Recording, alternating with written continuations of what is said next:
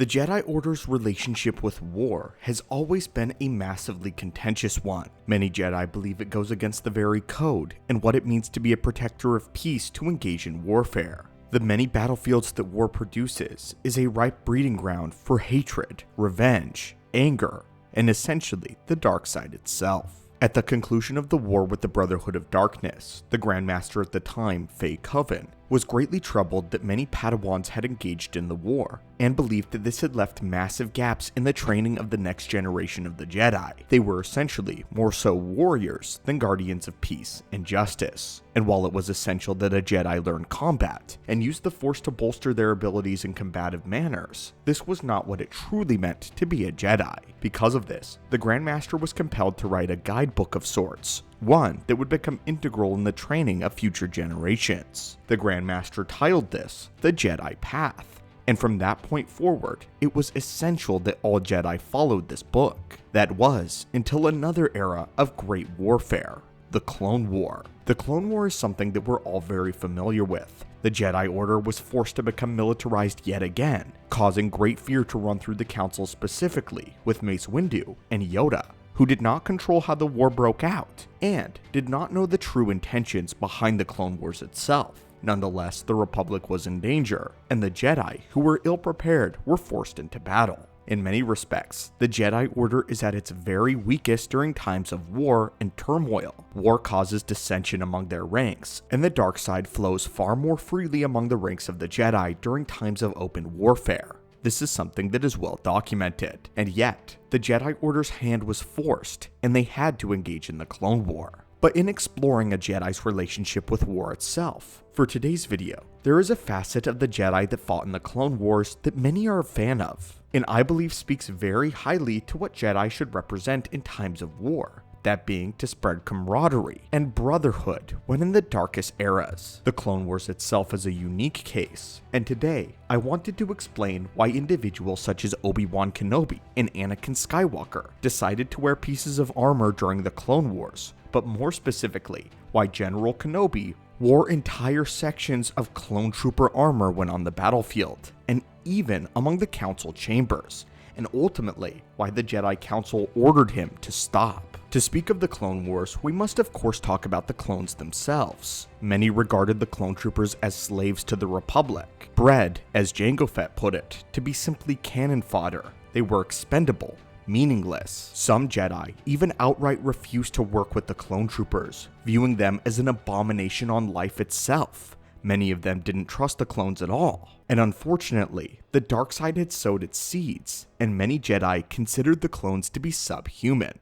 But many did not. Individuals such as Obi-Wan Kenobi and Yoda viewed the clones' lives as extremely precious. In the very first episode of Star Wars: The Clone Wars, Yoda senses that the clone troopers are each unique and different within the Force itself. And while it is true that they all shared the same template and the same face, in the Force itself, they were different people. Yoda and Obi-Wan Kenobi knew this, but this wasn't just enough for Obi-Wan to say. Obi-Wan needed the clone troopers to know that they were now a part of the Brotherhood of the Republic, and to bring peace across the galaxy. Integral members of it, in fact. And because of that, Kenobi desired to show that he was no better than any of the clones, and to him, the clone troopers were his equals. This is why Obi-Wan Kenobi specifically chose to don clone trooper armor, a trend that would actually follow throughout the Clone War, showing just how precious Kenobi viewed life. As the Clone Wars progressed, many Jedi adopted clone trooper gauntlets. This was done because of the high rate of blaster fire that the Jedi were engaging in over the course of the war,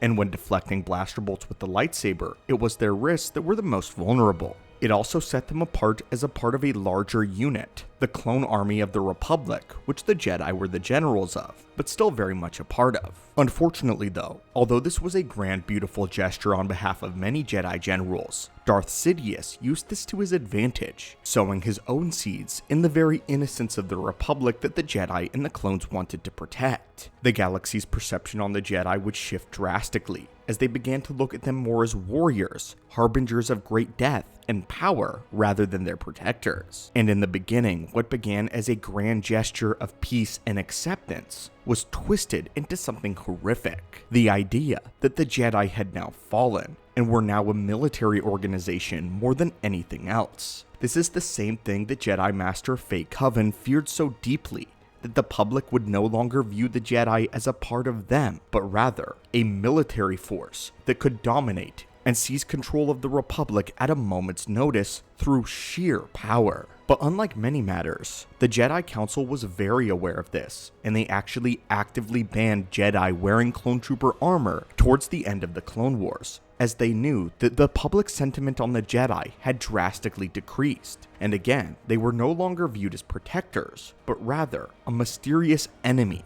The Republic always suspected that the Jedi were going to take over, and it was through Palpatine's lies that they were willing to accept it so quickly. The seeds had been sowed very early on, and because of that, there was no question when Palpatine spoke into reality what everyone was thinking. It was because of this that the Jedi were no longer allowed to wear clone trooper armor, even though it began as a heartfelt sentiment. I would now like to talk about briefly the out-of-universe explanation. The Jedi of course returned to their cloaks, but notoriously in animation, it is far more difficult to animate pieces of flowing cloak than it is clone trooper or solid armor. In the behind-the-scenes information for Star Wars Rebels Season 2, they explained how expensive it was to animate Darth Vader's flowing cloak, having to use him very sparingly because it was so much more expensive to animate than other facets of the show. Because of this, in order to cut down on costs drastically, the Jedi were given gauntlets and pieces of solid armor, and this was eventually woven into the lore of Star Wars as we know it, beginning as a sign of camaraderie and acceptance, almost an appreciation to the clone troopers. For many, it meant that they were equal to the clones, and a sentiment that all life was valuable, no matter where they came from. A sentiment that many Jedi shared, and many Jedi did not. In the end though, ultimately discarded by the Jedi Council. Proof that Palpatine has a knack for turning beautiful, heartfelt, and powerful things into twisted, dark, and evil means to further his own goal. But anyway, my friends and acolytes of the Force, what are your thoughts on this explanation? Are you a fan of why the Jedi actually started to wear armor? And ultimately, how Palpatine was able to twist this, having it serve his end goal? If you've been enjoying the content, it would help us out a great deal if you could leave a like. And if you would also like us to explore other facets of a galaxy far, far away, please request some in the comments down below, and we'll be sure to research them. As always, my friends, thank you for passing by our archives today, and may the Force be with you.